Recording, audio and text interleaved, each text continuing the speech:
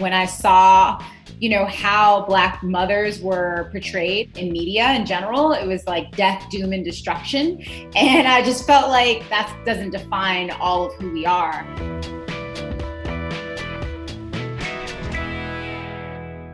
Hello, I'm Kamilah Newton, and today we're going to discuss both the joys and the challenges of being a Black mother.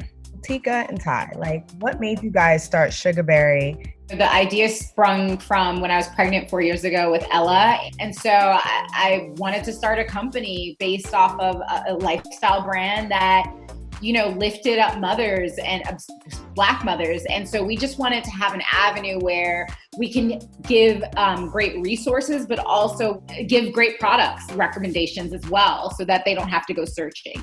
So with Sugarberry, for me, it was all about creating this daily love letter to moms who look like me, and not just moms, but everyone who's at this intersection that we're in, and you're looking to kind of see yourself and curate your life. Most recently, Chrissy Teigen experienced a miscarriage, and we so often forget about the emotional toll that pregnancy and pregnancy loss can have on mothers.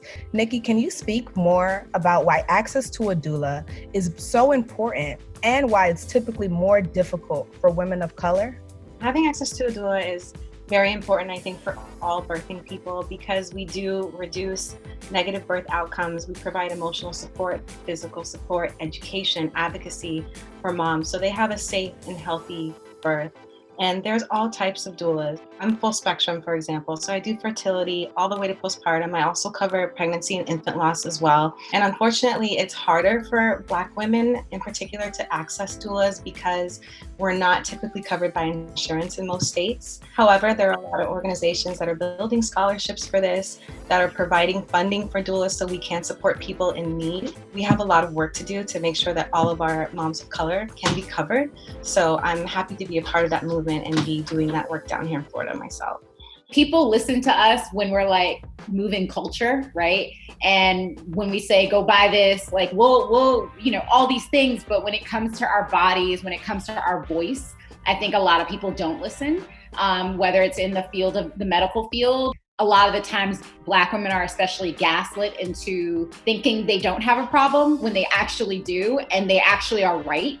So I think how people can help is actually hear what the person is saying, what we're saying to them. There's this archetype of strong Black women, and everyone says check on your strong friends. Well, if you've got this sort of vision of the Black women being so strong and impenetrable, check on them. Even if we could, we don't need to carry it all. And so I invite all of us to think of ourselves differently, but also to think of each other, and for anyone who is encountering us to just really take a different perspective.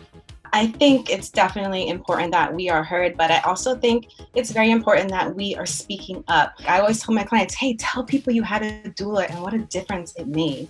Tell people about your fibroids or your period problems or other health issues you have going on. Share it with your family, talk to your grandparents. I feel like we have a history of keeping quiet within our own communities, and that's part of the problem, is that we're not sharing information. So I think that's kind of the flip side of us being heard, is that we also have to talk to each other.